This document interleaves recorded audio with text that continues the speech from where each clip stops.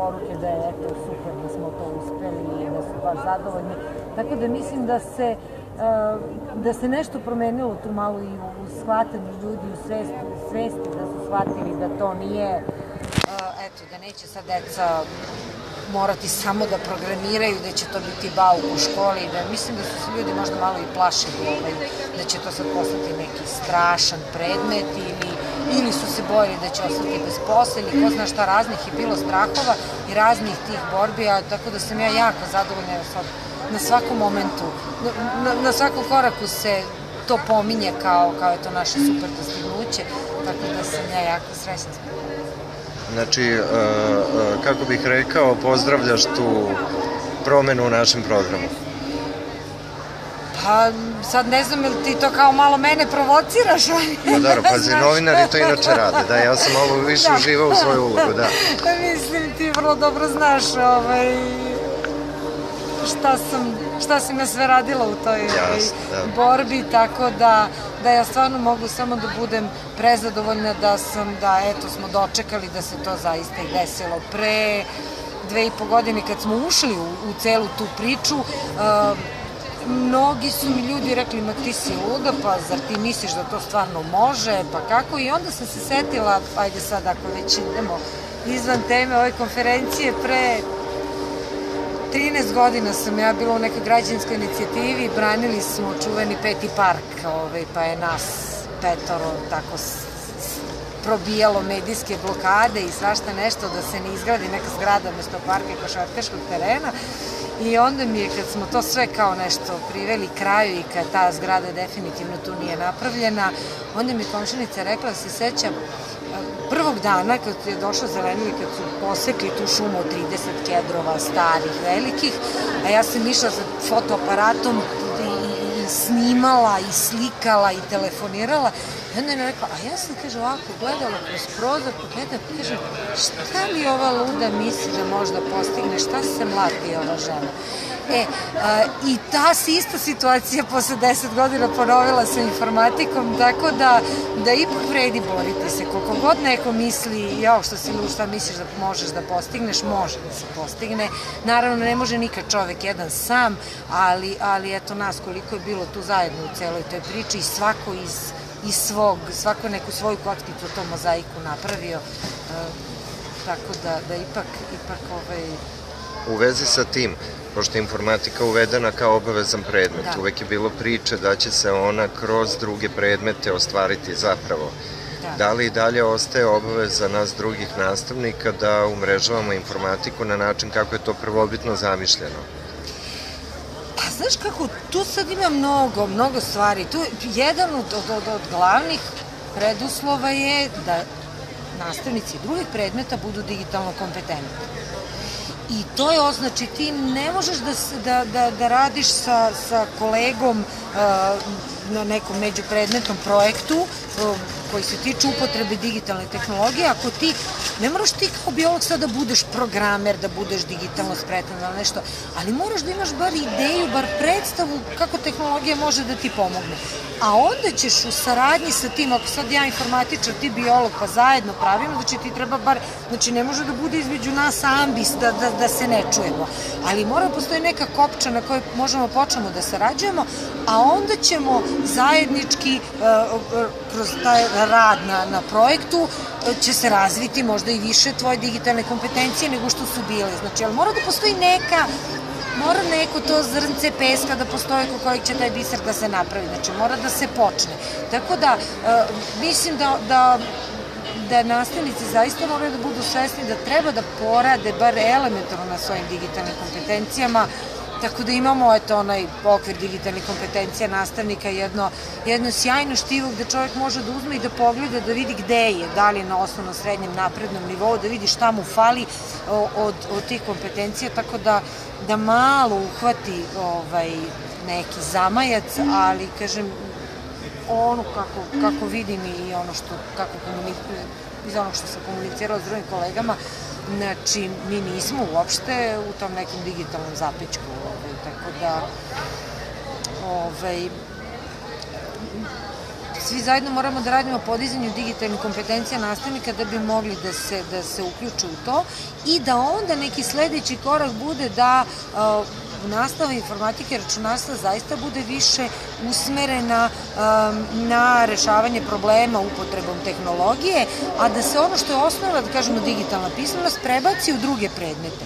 Znači, jeste ideja da nastavnici jezika će sigurno mnogo bolje raditi obradu teksta, korišćenje tekst procesora, nego nastavnik informatike koji dok sam išla u školu, pa sad meni, ako sam ja zaista posle otišla da studiram matematiku, vrlo je vjerojatno da meni baš gramatika nisu bile omiljene lekcije u školi, tako, ili već neki drugi predmet. Tako da, ili ne znam, upotreba programa za obradu slika, za crtanje nečeg, jel? I sad ja, ako nisam baš dobro potkovana iz umetnosti, iz tih, da kažem, i te neke teorije i prakse, znači ja ne mogu deci to da pružam, da kažem, evo slika, aj sad nešto iskombinujte, šta? Mislim, opet to onda bude nešto, ajde samo tek da žvrljamo da prođe vreme. Znači, to bi bilo idealno kad bi mogli nastavnici različitih predmeta prosto koriste kao što svesku i olovku koristi svaki nastavnik. Znači, jeste olovka i sveska, ajde kažemo, ajde da pišeš reči i tekst, ali ne koriste samo nastavnici srpskog svesku, koriste nastavnici svih predmeta. Znači, da bi kao što ti je sveska i olovka stalno tu da nešto zapišeš, tako bi trebalo da tehnologija svakome bude prirodan alat da bi uradio nešto treba. Ali mislim da je toga još dug put,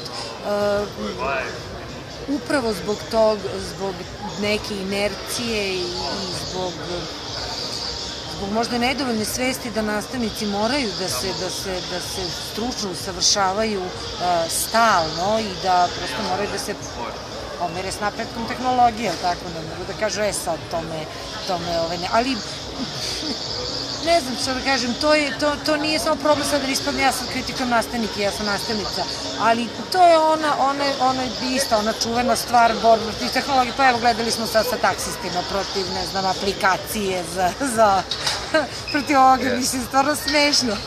Možda sam to me oduševio jedan komentar na Facebooku je rekao pre neki dan, dobro, to znači da poštari treba da blokiraju ulici i da traže zabranu upotrebe e-maila, jer tako? Pa jeste, pa da, uzima im posao, da.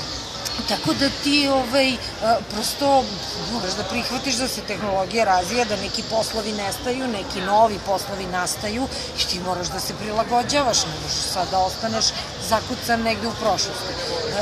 Aj kad pričamo o tome, očigledno je da se posao nastavnika neće ukinuti, to je više nego očigledno. Izvini, samo da te ovde prekinem, to je ona ista priča gde kažu kad je film nastao, sad ajde da ne lupim, da ne citiram jedan od tvoraca filma, je toliko bio oduševljen da rekao da će film dovesti do ukidanja škola jer neće više biti potrebe za nastavnicima, sve će se snime filmovi, svi će gledati filmove. Pa je se to desilo? Nije, naravno. Ne, ali je činjenica da se uloga nastavnika značajno menja. Toga smo svi svedoci. Uvek, ne samo nastav, u svakoj profesiji. Da, ali čini mi se da je baš ono najaktuelnije sada, baš ta promena i ova reforma, to čini mi se da onako prilično traži, zahteva, jel? Kako ti misliš da će se naši nastavnici snaći? Rekla si malo pre da nismo u digitalnom zapećku. Što se tiče ove reforme i usmerenosti na ishode i projektnu nastavu, kako tu stojimo? Pa evo sad vidim da su intenzivno te obuke, da Zavod za vrednovanje organizuje te obuke intenzivno. Pedagogija napreduje kao i svaka druga tehnologija, tako da ne, ja stvarno mislim tu nema kompromisa, prosto ako je naša misija da decu vaspitavamo tako da treba da uče, ako od njih tražimo da uče, pa ja moram prva među njima da učim, ne mogu ja kažem, ne, ja sam naučila, baš me briga, aj sad vi, znači ja moram sve vreme da učim, prosto ne, profesija napreduje i ti ne možda, pa evo, mislim, u kojoj god struci pogledaj lekare, ne znam, pogledaj pre 100-150 godina, šta su išli sa teglom pijavice i lečili tako što stave pijavicu da si sa krvom, je li tako? A pogledaj današnji lekar šta treba da zna. Dobro, znaš šta, Da, da ne ali onda- počinjemo temu, znaš. Pa jeste, ali hoću da kažem, znači nema, uhvati se koji god hoćeš profesije. Dobro, jasno, Znači, svi moraju ne može napredovati, da ne ideš napred, ne možeš sebi da dozvoliš da ne ideš napred. Dobro, i kad već idemo napred, evo pitanja za kraj. Kako vidiš budućnost ove konferencije? Prvo, verovatno je ne vidiš u julu, pretpostavljam, sledeće godine, je Ja li ne znam, tako? ovo je meni, ja sam jako nekako, ne znam, tužno razočarana što je ovo nekako, iskreno, ceo dan, svi imam utisak kao da je, evo sad je ovo već sat vremena pred kraj ovoga i sad je malte ne potpuno prazno. Ali je juče ceo dan bilo tako, ja sam od jutra imala utisak da evo kraj, gotovo, sad idemo kući. Znači sve vreme je tako nekako prazno, da ne znam, zaista iskreno mislim da je ovo zašto je termin stavljen u juni, to ne znam, ali je jako loš tajming i ako će ova konferencija da živi dalje, ja verujem da će oni to da pomere u neki manje rasterećeni. Juni je najgori mesec u školi, mislim, najstrašniji, najstresniji za sve, za đake, za nas. Svaki čas, svaki minut je značajan. I sad da dozvoliš sebi luksuz da ceo dan ne budeš u školi, mislim, luksuz. Pa jeste, u neku ruku. A s druge strane, velika je dobit od ove konferencije. Znači, jedan dan proveden na ovoj konferenciji, toliko dobiješ ideja, toliko kontakata, toliko je dragoceno da se bude ovde. Evo, ja sam jutro, znaš, slušala predavanje Filip Beg, pa verovatno se tako čita, podrška školom u razvijenju živog programa nastave informatike i računarstva. Ajde, rekao da vidim malo nastave, međutim, zapravo više je govor bio o tome kako on pruža podršku nastavnicima koji predaju programiranje. To je toliko bilo interesantno, toliko živo, toliko upotrebljivo i kod nas, znači toliko sam identifikovala istih stvari ako on radi u Velikoj Britaniji, a mi ovde. Tako je bilo nekako motivišuće za nešto, baš da. Tako da kažem, ako pogledaš, zaista je jedan dan ovde vrednije nego jedan dan u školi. Ali ako ja tog dana treba da imam pismeni zadatak, ako me juri još 10 dece koji nisu dolazili preko godine, a sad moraju da dobiju ocenu, a znam da ću imati za nedelju dana odeljenjsko veće i da neću imati sve ocene u odeljenju, ja nemam izbora, ja moram da izaberem da radim ono što mi je primarni posao, iako je ovo nešto što će uticati na dugoročnije na kvalitet mog posla. I onda su ljudi stavljeni u nezavidnu situaciju da moraju da biraju između dve stvari koje nisu, prosto su nesamerljive jedna s drugom. Tako da to malo, onako, mi je tužno nekako. Nadam se da će da povuku to malo ranije u neki manje rasterećen. Pa dobro, svi učimo iz iskustva, pa se nadam da će i oni takođe. Tebi hvala puno na ovako lepoj priči. Eto, i time i završavam biološki blog za danas. Hvala ti puno.